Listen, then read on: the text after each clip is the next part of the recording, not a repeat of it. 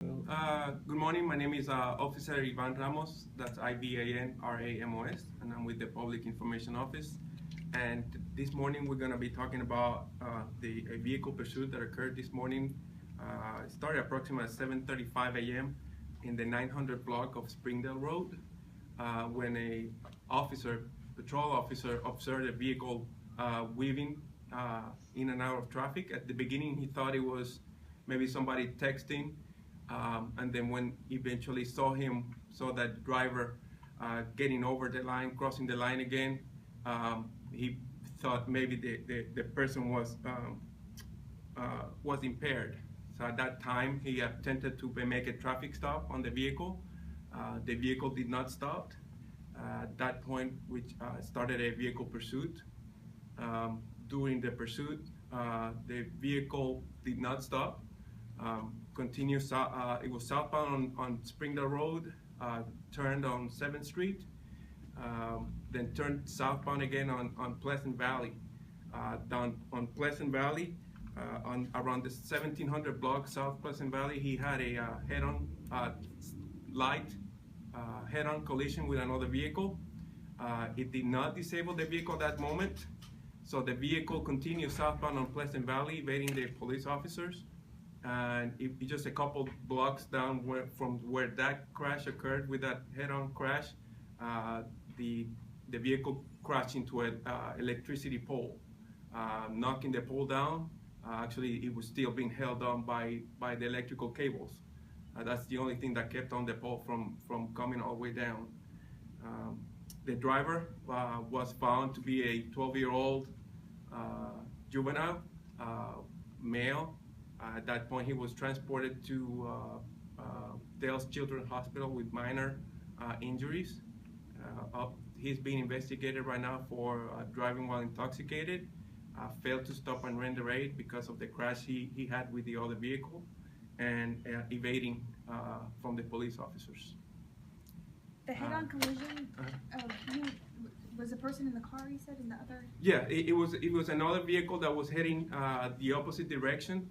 And he just had hit the other vehicle in the front driver's side corner of the vehicle, and that didn't stop him, so he continued southbound on Pleasant Valley after the crash. And that crash was on Pleasant Valley? Correct. Was the driver and the other vehicle hurt? No. They were not. Neither one of them was transported. I believe it was one or two people in the vehicle. Any other questions? Why do they think that this individual was intoxicated? Did you smell alcohol? The way he was cutting in and out of traffic. At one point, I believe that he was south on Springdale, and he had a green light, and he instead of turning left from the left lane turn, he caught all the way from the right side, cutting across all vehicles. Do you think any of that could be attributed to him being a 12-year-old and not necessarily intoxication? Well, it's being investigated as he was intoxicated, so I believe that this possibly had some sort of alcohol involved.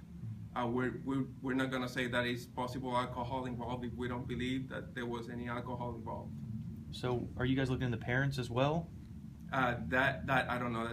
We're still too early on in the investigation right now. Did he have an explanation why he was driving? No, I don't know that either.